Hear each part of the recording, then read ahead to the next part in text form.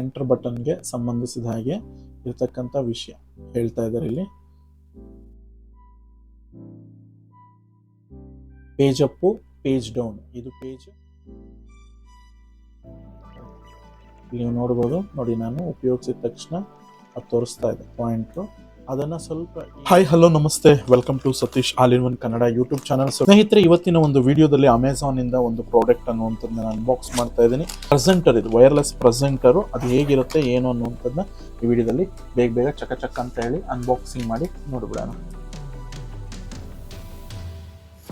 ಇದು ಬಾಕ್ಸು ಏನೋ ಚೈನೀಸ್ ಅಲ್ಲಿ ಏನೋ ಬರೆದಿದೆ. ಪ್ರೊಫೆಷನಲ್ ವೈರ್ಲೆಸ್ ಪ್ರೆಸೆಂಟರ್ ಅಂತ ಕಾಣಿಸ್ತಿದೆ. ಇಲ್ಲೇನೋ PPT ಅಂತ ಏನೋ ಹಾಕಿದ್ದಾರೆ ಚೈನೀಸ್ ಅಲ್ಲಿ. ಇದರ ಹೆಸರು ಬಂದು ನಾರ್ವಿ. ಇಲ್ಲೇನೋ ಚೈನೀಸ್ ಅಲ್ಲಿ ಹಾಕಿದ್ದಾರೆ, ಗೊತ್ತಿಲ್ಲ. ಸೊ ಪ್ರೀಮಿಯಂ ಪ್ರೊಫೆಷನಲ್ ಕ್ರಿಯೇಟಿವ್ ಅಂತ ಇದ್ರ ಮೇಲೆ ಹಾಕಿದ್ದಾರೆ. ಸೊ ಇಲ್ಲಿ ನೋಡ್ಬೋದು ಕೆಲವೊಂದು ಶಾಂಘೈ ನಾರ್ವೆ ಟೆಕ್ನಾಲಜಿ ಅಂತ ಹೇಳಿ ಅವ್ರ ಅಡ್ರೆಸ್ನ ಕೂಡ ಮೆನ್ಷನ್ ಮಾಡಿದ್ದಾರೆ. ಇಲ್ಲಿ ಚೈನೀಸ್ ಅಲ್ಲಿ ಏನೋ ಬರೆದಿದ್ದಾರೆ. ಸೊ ನೋಡೋಣ ಇಲ್ಲಿ ಏನಾಗಿದೆ ಅಂತ.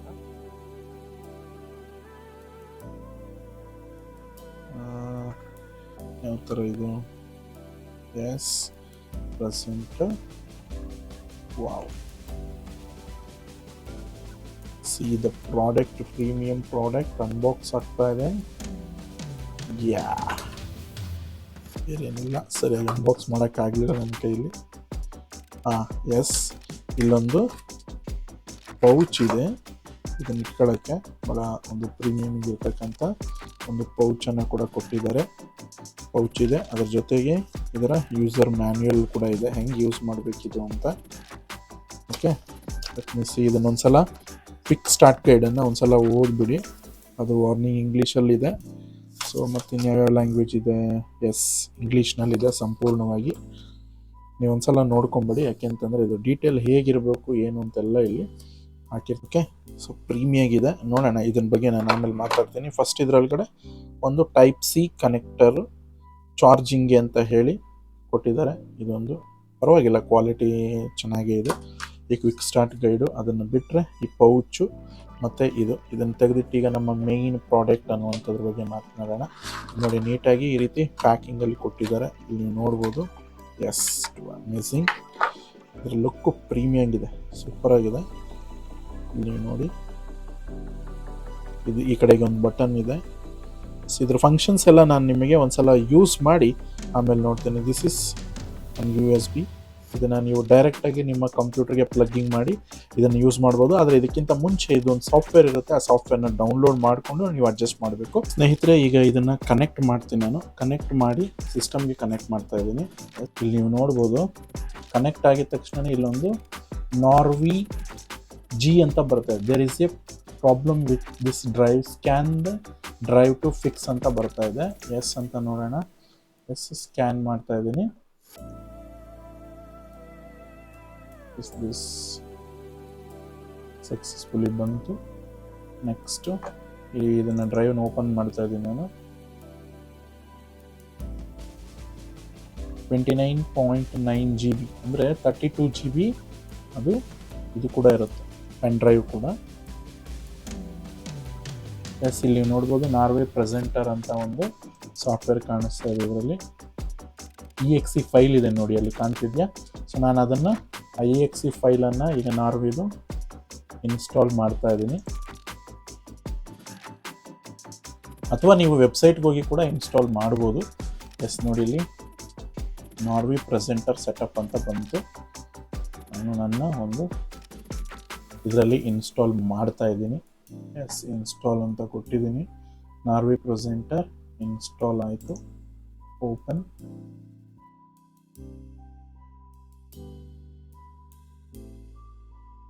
ಎಸ್, ನೀವು ಇಲ್ಲಿ ನೋಡ್ಬೋದು, ನಾರ್ವೆ ಪ್ರೆಸೆಂಟರ್ ಅನ್ನುವಂಥದ್ದು ಓಪನ್ ಆಯಿತು. ಅದು ಸೆಟಪ್ ಮಾಡೋಕ್ಕೆ ಕೇಳ್ತಾ ಇದೆ. ಕ್ಲಿಕ್ ದ, ನೋಡಿ ಅದು ಹೇಗೆ ಉಪಯೋಗಿಸ್ಬೇಕು ಅಂತ ಕೂಡ ನಾನು ನಿಮಗೆ ತೋರಿಸ್ತಾ ಇದ್ದೀನಿ.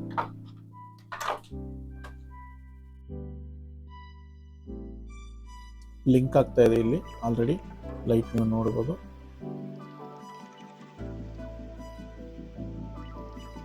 ಅದು ಕ್ಲಿಯರ್ ಆಗಿ ತೋರಿಸ್ತಾ ಇದೆ ನಿಮಗೆ. Click the page down. Okay, next ನೀವು ನೋಡ್ಬೋದು ಕ್ಲಿಯರ್ ಆಗಿ ಓಪನ್ ಆಗ್ತಾ ಇದೆ.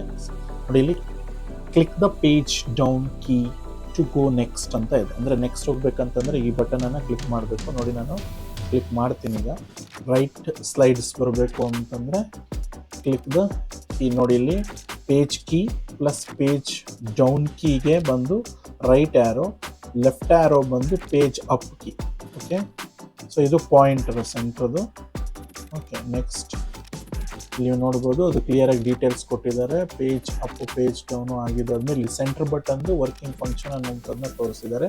ಇಲ್ಲಿ ನೀವು ನೋಡ್ಬೋದು ಸೆಂಟರ್ ಬಟನ್ ಫಂಕ್ಷನ್. ಸ್ವಲ್ಪ ಇದು ಅಗಲ ಮಾಡ್ತೀವಿ, ಒಂದು ನಿಮಿಷ.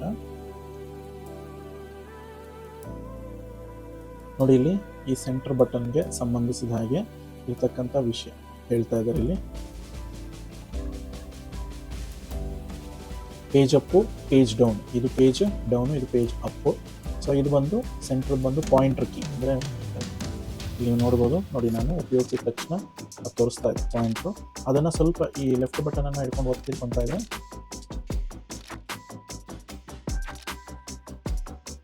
ನೋಡಿ ಹಾಗೆ ಇರುತ್ತೆ. First describe the size on the screen. ಇದು ನೋಡಿ ಇಲ್ಲಿ ಈ ಸ್ಕ್ರೀನ್ನ ನೀವೇನು ಮಾಡ್ಬೋದು, ಚಿಕ್ಕದು ಮಾಡ್ಬೋದು. ಇದು ಲೇಸರ್ ನೋಡಿ ಇದು ಚಿಕ್ಕದಾಗ್ತಾ ಇದೆ. ಈ ರೈಟ್ ಆ್ಯರೋನ ಒತ್ತಿಟ್ಕೊಂಡ್ರೆ ಬೇಕಂತಂದರೆ ನೀವು ದೊಡ್ಡದು ಕೂಡ ಮಾಡ್ಕೊಳ್ಬೋದು. ಓಕೆ,